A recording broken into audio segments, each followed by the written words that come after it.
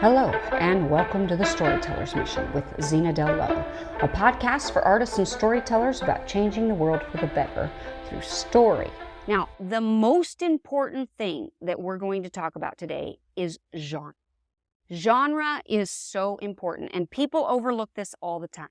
I can't tell you how often I'll get a manuscript to critique, and the person doesn't actually know what their genre is, or they're trying to do too many genres.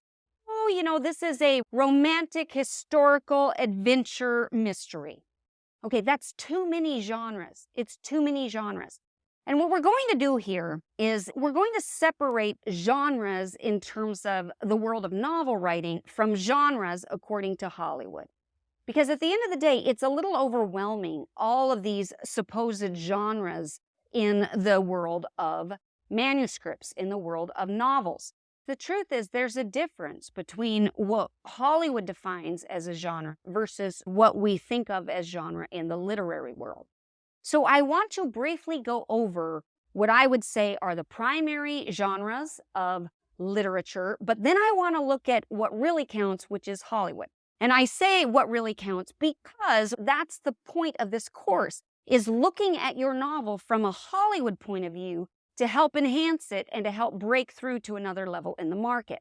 But briefly, let me run down the categories that exist in literature for novels. Number one would be literary fiction. What literary fiction means is that it's literary in style. It's really well-written stuff. It's fiction. It could be really any genre, and that's part of the problem here and why we want to go with Hollywood genre.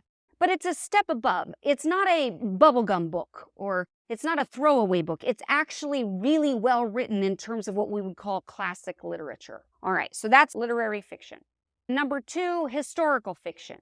Pretty self-explanatory, meaning the historical events took place, but we're telling a fiction story within that actual realistic historical event. Number three, science fiction. Now, sci-fi involves stories that are inspired by scientific concepts, physics, astronomy, anthropology, chemistry, astrophysics, something that is related to the science. And a lot of times these are futuristic or they are parallel dimensions. There's time travel. There's all sorts of things like this that are related to scientific concepts. So science fiction. Horror. Horror is a genre that is meant to shock and frighten readers. It usually entails things that are gory or things that are really, really dark. It could be things like vampires and ghosts and monsters, but notice that could also be fantasy, right? So it could be fantasy horror, or it could be like the Texas Chainsaw Massacre, where it's a human person who does all these icky things. The Shining would be an example of a horror genre, which of course was then turned into a movie. Tragedy. Tragedy is meant to elicit feelings of sorrow in the audience. So they're supposed to feel sad. Generally speaking, tragedies involve characters who experience hardship and some sort of emotional pain. But of course, that should be all characters, really, no matter the genre. So we'll come back to that. Number six, romance. And again, romance focuses on love stories, right? It's the love story component. The focus of the entire novel is on the romantic connection, usually between two main characters. All right, number seven would be the Western. Now, the Western involves stories about settlers or outlaws and cowboys and the Western frontier, and usually take place in a particular time frame, usually in America in the 19th or 20th centuries. Now, there are certain things that are always true in a Western, and that's why Western is its own kind of category. Number eight is a category called Bildungsroman, which is a very complicated name, but basically it's a literary genre that focuses on a protagonist's emotional, physical, and moral growth over the course of their journey. But of course, I think all characters go through a huge emotional change, and that's the point of this course. So we'll come back to that. All right, number nine, a fable. Now, a fable is usually a short story of sorts that teaches a particular moral lesson. or it's a moral dilemma that the character has overcome, and then we as an audience are supposed to apply that to our own lives. Number 10, thrillers. A thriller genre is meant to keep your reader or your viewer in suspense. It's supposed to make them very, very emotionally tense, but not to be confused with a mystery. Number 11, the mystery genre, which is often called a detective genre or the detective fiction, involves giving your readers a plot that the detective is trying to solve throughout the story. So you are trying to solve a crime, basically, and it usually starts with a thrilling opening, which is usually the crime. Okay, number 12, magical realism.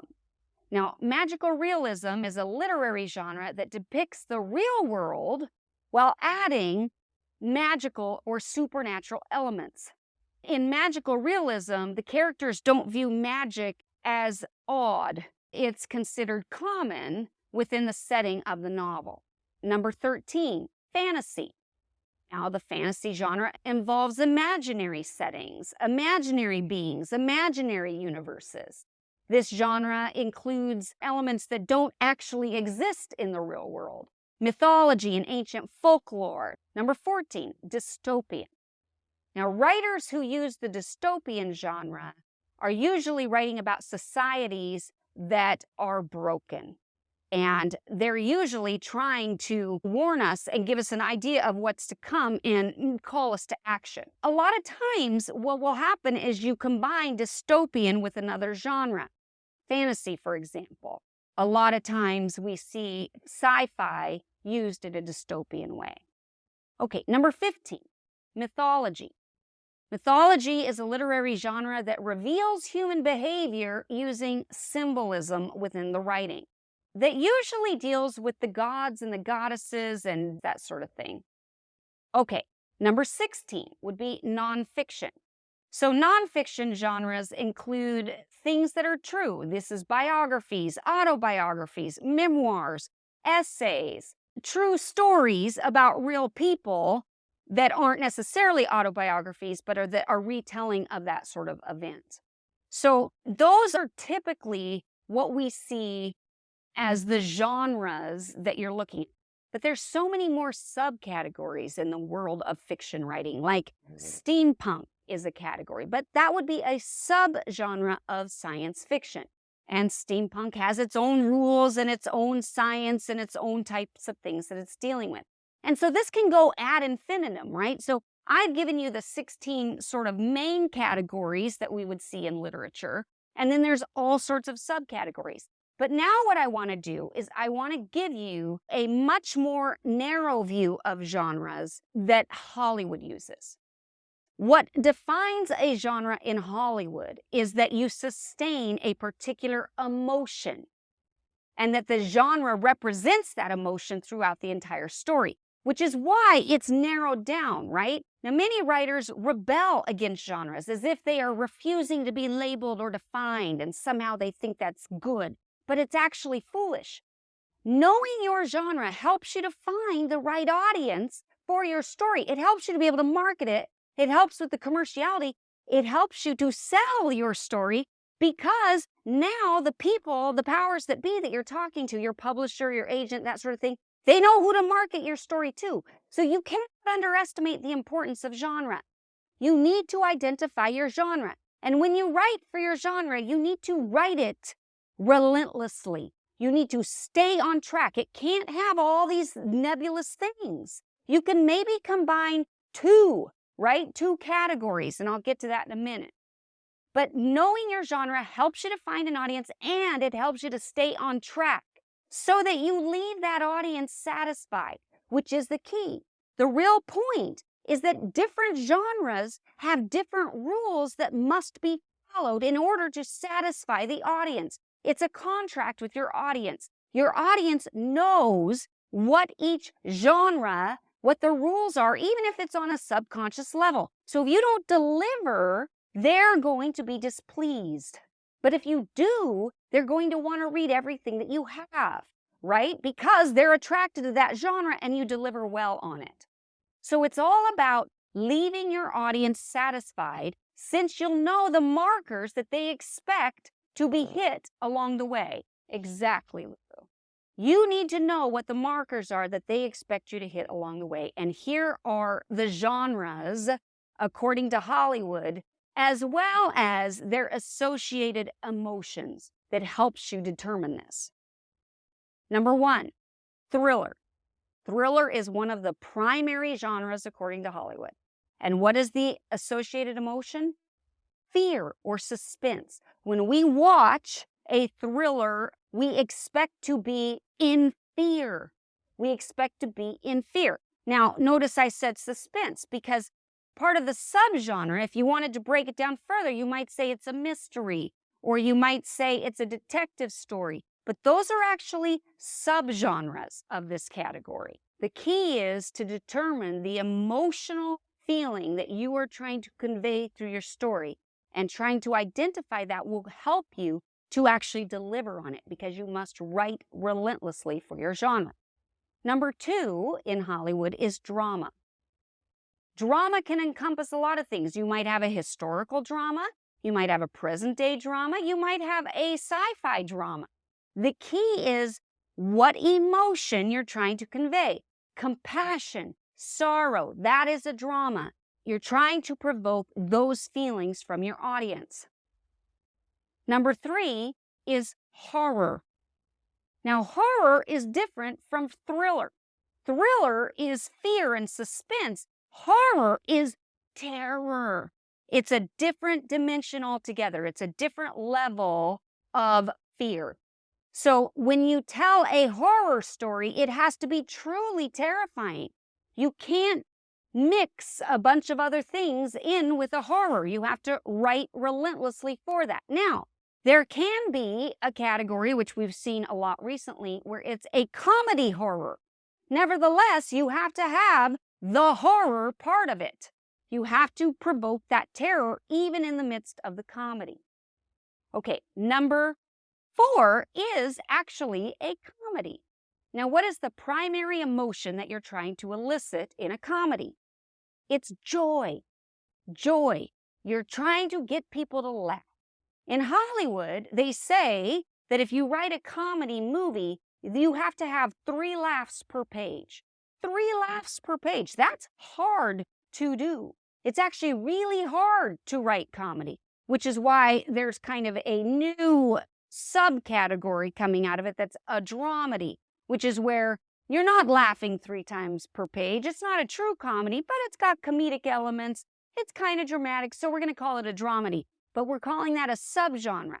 Comedy is the main thing, and it's the joy that we are eliciting from our audience. All right, number 5 is action. Action is the adrenaline rush, the anticipation, the excitement, the surprise. It should be an exciting adventure, right? And underneath that, we might have a family adventure, or we might have an action comedy, or we might have an action drama, or we might have, there's any number of things. But the key is that if action is its root, it's got to happen fast. There's lots of things happening. It's going, it's big. It is adrenaline, anticipation, excitement, and you've got to produce that. You've got to elicit that from your audience. Okay, so the reason all of this is important is because Hollywood only knows how to market these genres. So if you throw in something new, they don't know what to do with it. You need to know how dependent Hollywood is on the genre system, and then be relentless in your genre. If you're writing Jaws, you're writing Jaws relentlessly. Even if you're writing a novel, you need to be consistent with your genre. It is super important. And these are the 5 categories in Hollywood. So you need to look at your story and go, okay, which of these 5 categories? Now, of course, there are subgenres that probably fit a lot of what we talked about with the literary genres, right?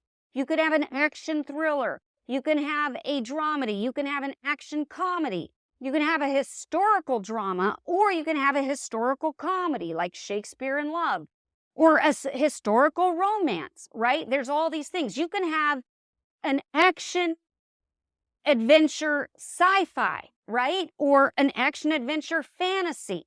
Or you can have a fantasy thriller or a fantasy horror.